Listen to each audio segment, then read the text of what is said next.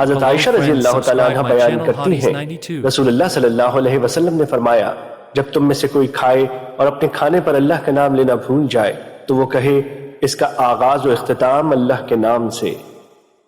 مشکات المصابیح حدیث نمبر 4202۔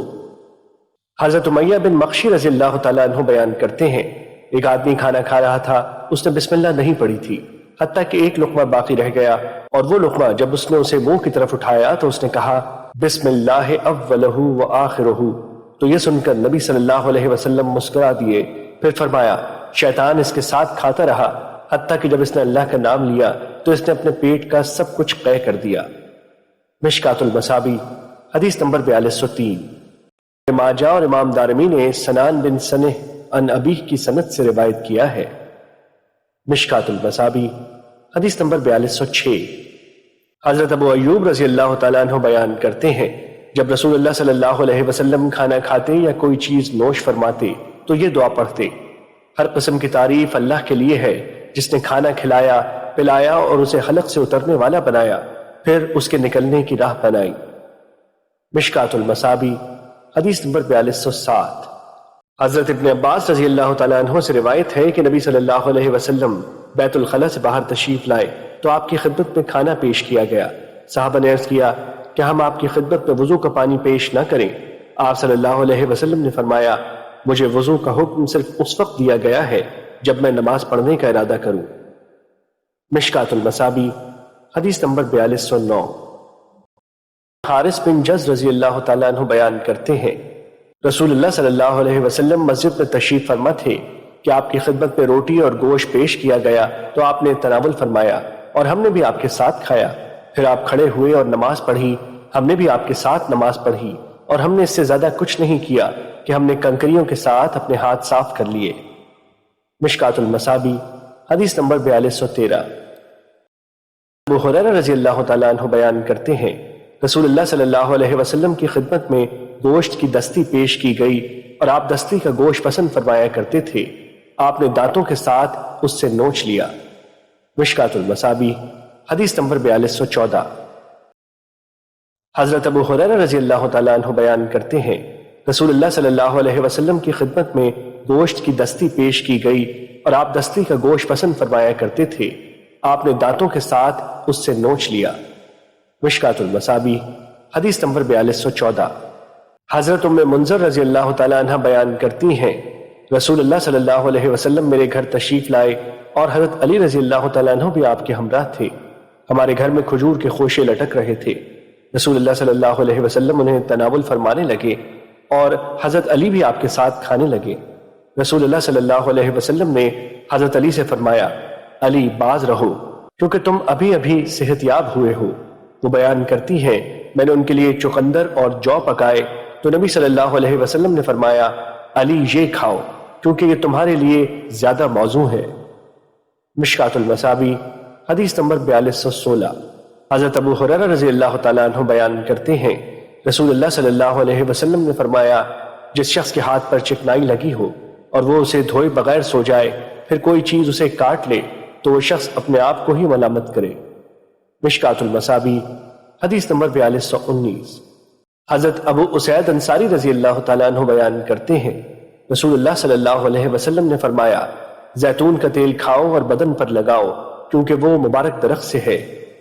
مشکات المصابیح حدیث نمبر 4221۔ حضرت عائشہ رضی اللہ تعالیٰ عنہ سے روایت ہے کہ نبی صلی اللہ علیہ وسلم کھجوروں کے ساتھ تربوز کھایا کرتے تھے۔ امام ابو داؤد نے یہ اضافہ نقل کیا ہے آپ صلی اللہ علیہ وسلم فرمایا کرتے تھے اس کی حرارت اس کی ٹھنڈک سے کم ہو جاتی ہے اور اس کی ٹھنڈک اس کی حرارت سے کم ہو جاتی ہے۔ مشکات المصابیح حدیث نمبر 4225۔ حضرت ابن عمر رضی اللہ تعالیٰ عنہ بیان کرتے ہیں غزوہ تبوک کے موقع پر نبی صلی اللہ علیہ وسلم کی خدمت میں پنیر کا ٹکڑا پیش کیا گیا، آپ نے چھری منگائی، اللہ کا نام لیا اور اسے کاٹا۔ مشکات المصابیح حدیث نمبر 4227۔ حضرت بصر کے دونوں بیٹوں سے روایت ہے انہوں نے کہا رسول اللہ صلی اللہ علیہ وسلم ہمارے پاس تشریف لائے تو ہم نے آپ کے سامنے مکھن اور کھجور پیش کیا، آپ صلی اللہ علیہ وسلم مکھن اور کھجور پسند فرمایا کرتے تھے۔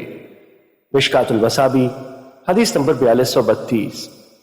حضرت عائشہ رضی اللہ تعالیٰ عنہ بیان کرتی ہیں جب رسول اللہ صلی اللہ علیہ وسلم کے اہل خانہ میں سے کسی کو بخار ہو جاتا تو آپ جو کا حریرہ بنانے کا حکم فرماتے۔ جب وہ بنایا جاتا تو آپ انہیں حکم فرماتے اسے گھونٹ گھونٹ پیو۔ نیز آپ صلی اللہ علیہ وسلم فرمایا کرتے تھے یہ غمزدہ شخص کو قوت بخشتا ہے اور مریض کے دل کو فرحت بخشتا ہے جس طرح تم میں سے کوئی خاتون پانی کے ذریعے اپنے چہرے سے میل دور کرتی ہے۔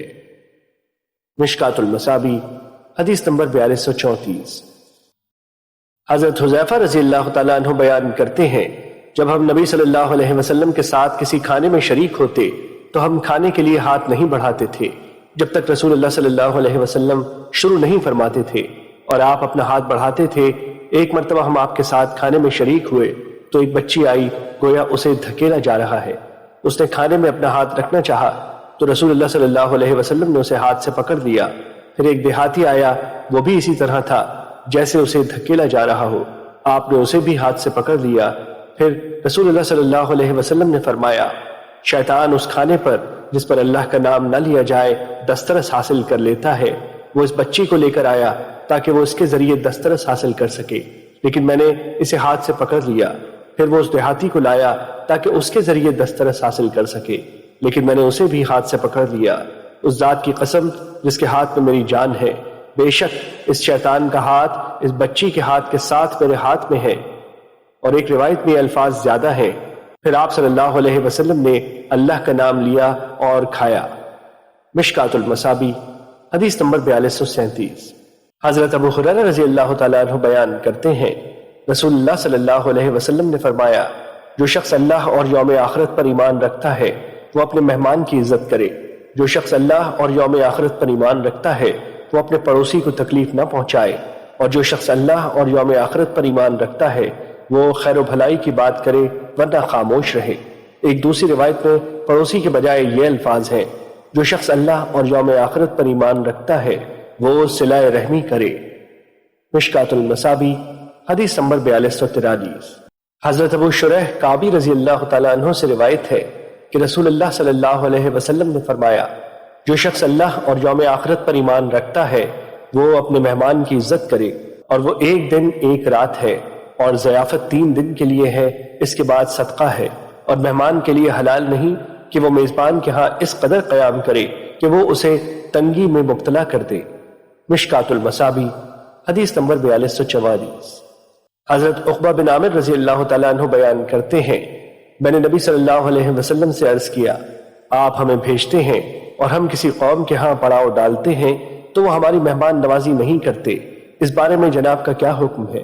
آپ صلی اللہ علیہ وسلم نے فرمایا اگر تم کسی قوم کے ہاں پڑاؤ ڈالو اور وہ مہمان نوازی کے مطابق تمہاری مہمان نوازی کریں تو اسے قبول کرو، اور اگر وہ مہمان نوازی نہ کرے تو پھر مہمان نوازی کا جو حق ہے وہ ان سے وصول کر سکتے ہو۔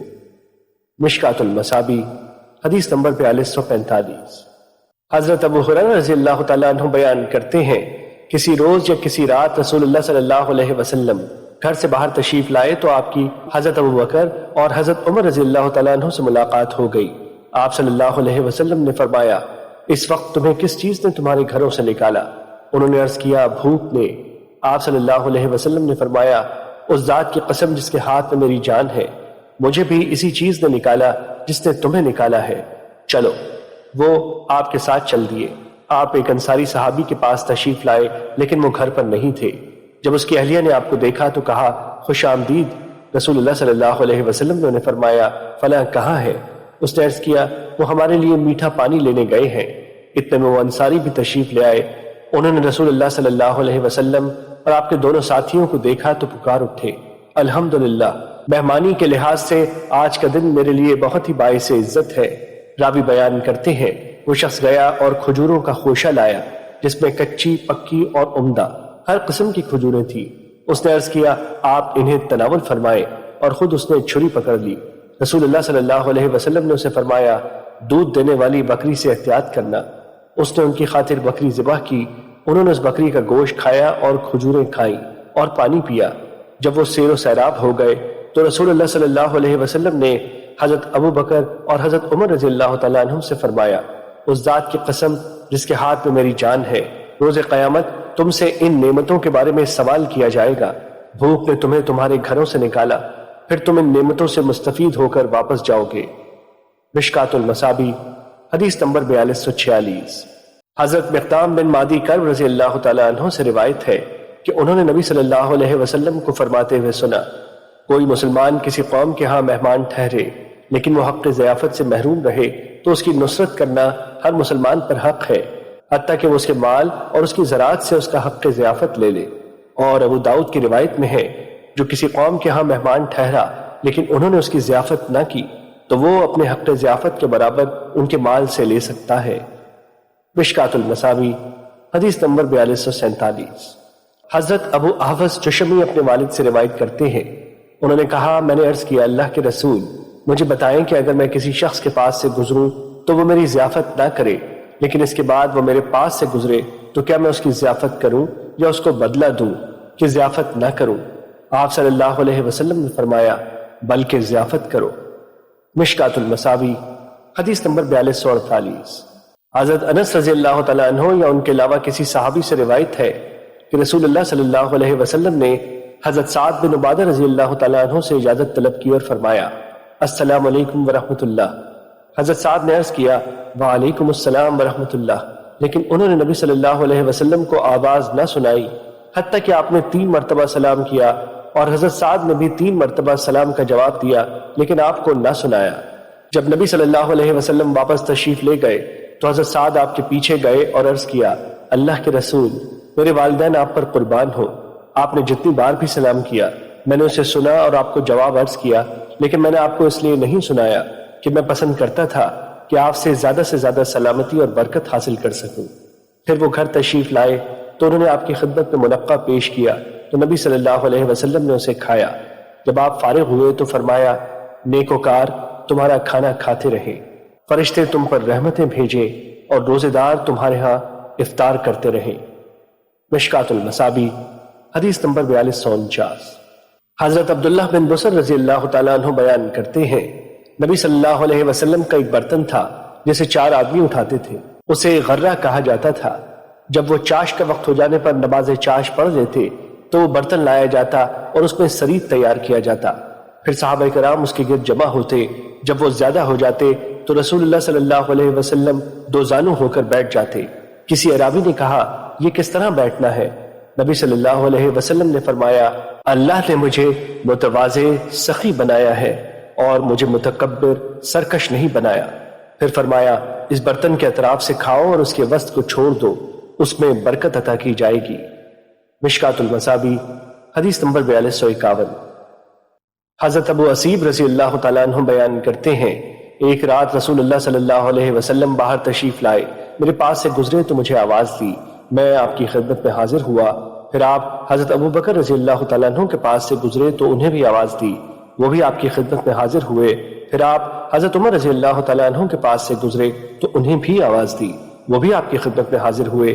آپ چلتے گئے حتیٰ کہ کسی انصاری صحابی کے باغ میں تشریف لے گئے۔ آپ نے باغ کے مالک سے فرمایا، ہمیں پکی ہوئی کھجوریں کھلاؤ۔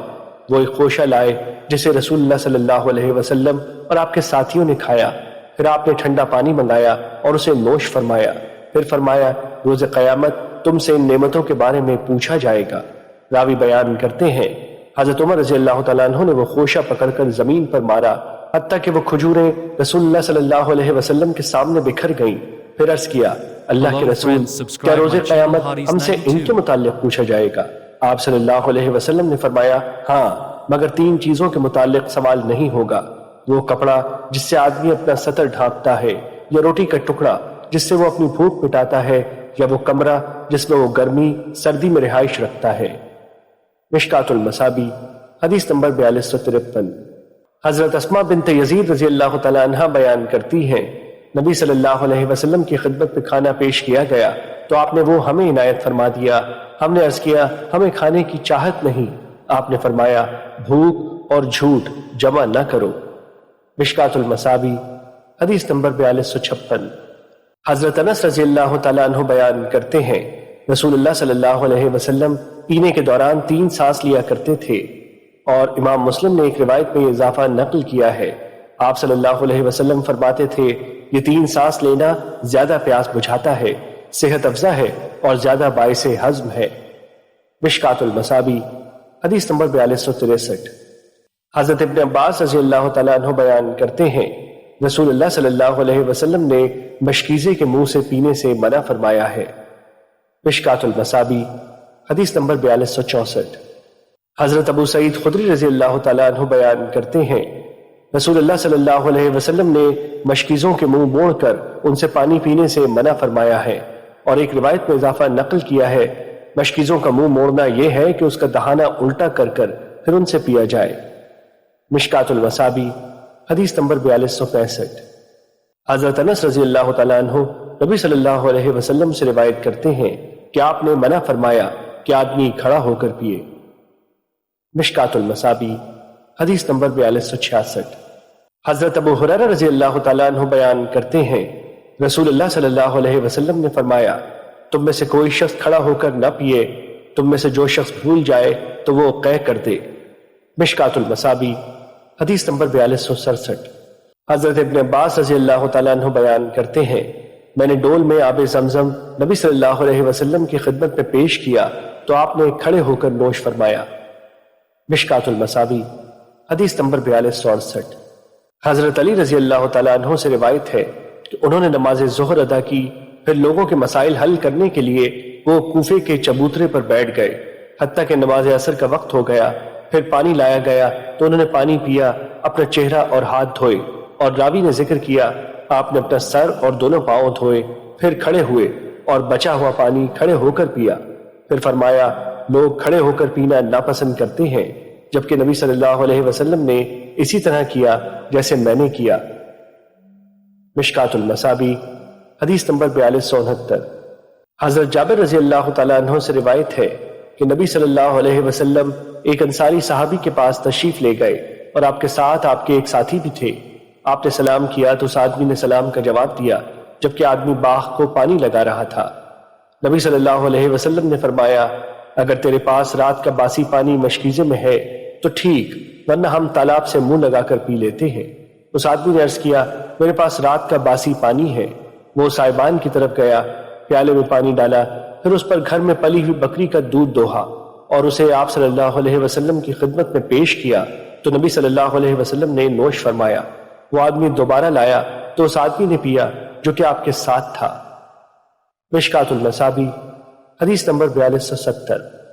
حضرت ام سلمہ رضی اللہ تعالیٰ عنہ سے روایت ہے کہ رسول اللہ صلی اللہ علیہ وسلم نے فرمایا جو شخص چاندی کے برتن میں پیتا ہے تو وہ اپنے پیٹ میں جہنم کی آگ انڈیلتا ہے، اور مسلم کی روایت میں ہے بے شک جو شخص چاندی اور سونے کے برتن میں کھاتا اور پیتا ہے۔ مشکات المصابیح حدیث نمبر 4271۔ حضرت حذیفہ رضی اللہ تعالیٰ عنہ بیان کرتے ہیں میں نے رسول اللہ صلی اللہ علیہ وسلم کو فرماتے ہوئے سنا باریک اور موٹا ریشمی کپڑا مت زیب تن کرو اور سونے چاندی کے برتن میں پیو اور نہ ان کی پلیٹوں میں کھاؤ، کیونکہ وہ ان کافروں کے لیے دنیا میں ہے اور تمہارے لیے آخرت میں ہے۔ مشکات المصابیح حدیث نمبر 4272۔ حضرت انس رضی اللہ تعالیٰ عنہ بیان کرتے ہیں رسول اللہ صلی اللہ علیہ وسلم کے لیے گھر میں پلی ہوئی بکری کا دودھ دوہا گیا، پھر اس کے ساتھ حضرت انس کے گھر کے کنویں کا پانی ملایا گیا۔ رسول اللہ صلی اللہ علیہ وسلم کی خدمت میں وہ پیالہ پیش کیا گیا تو آپ نے اسے نوش فرمایا۔ آپ کے بائیں جانب حضرت ابو بکر رضی اللہ تعالیٰ عنہ تھے اور آپ کی دائیں طرف ایک اعرابی تھا۔ حضرت عمر رضی اللہ تعالیٰ عنہ نے عرض کیا اللہ کے رسول ابو بکر کو دے، لیکن آپ نے اس اعرابی کو عطا فرمایا جو کہ آپ کے دائیں طرف تھا۔ پھر فرمایا دایاں تو دایاں ہی ہے۔ ایک روایت میں ہے دائیں طرف والوں کو سنو، دائیں طرف والوں کو مقدم رکھو۔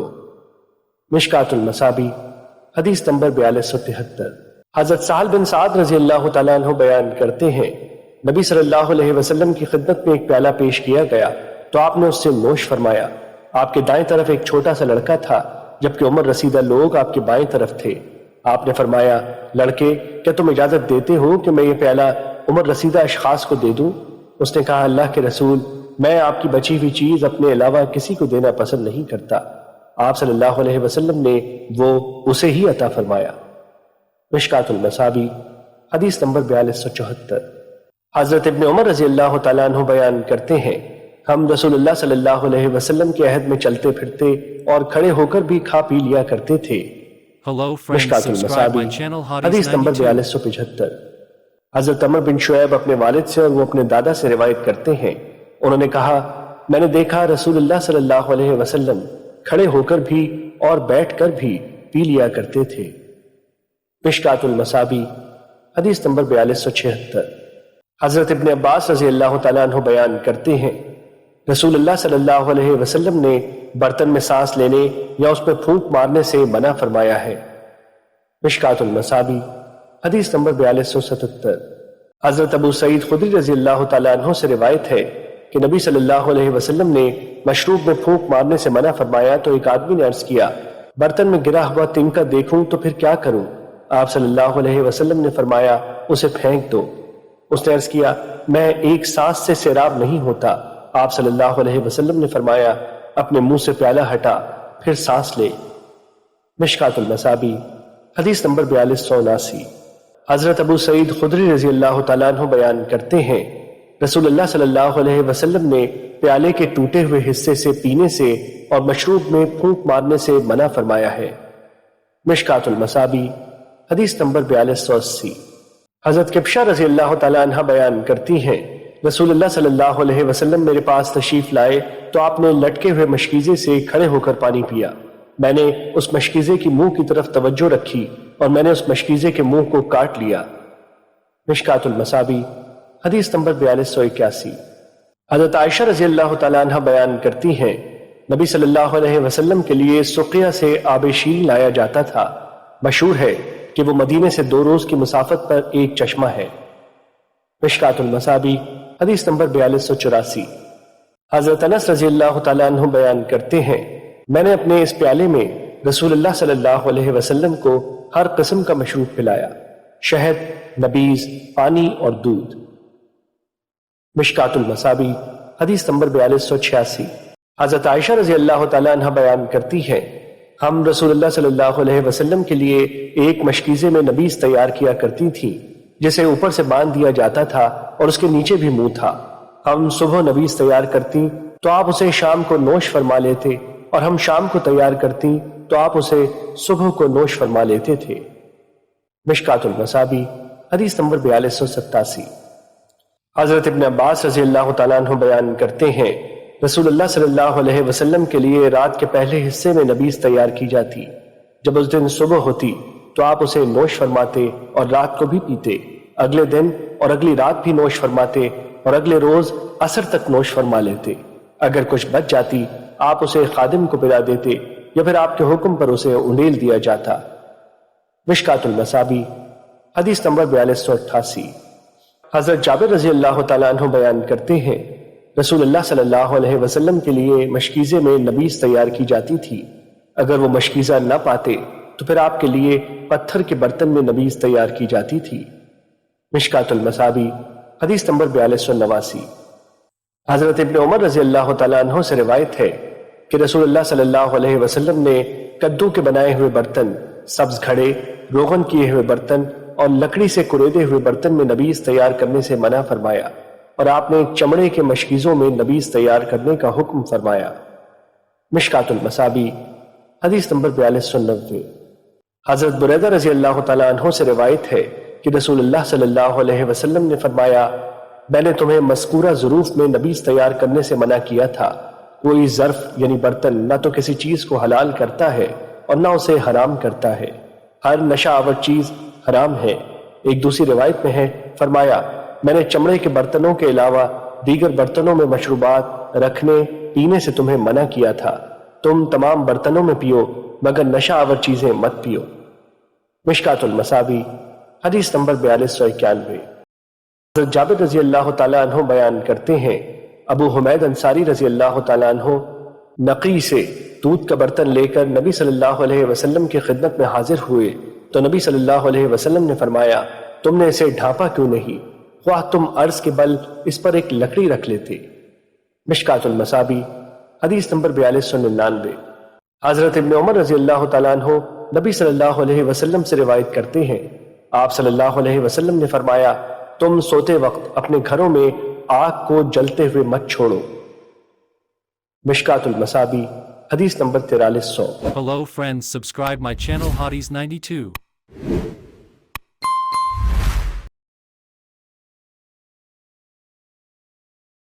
Hello friends, subscribe my channel Hotties 92.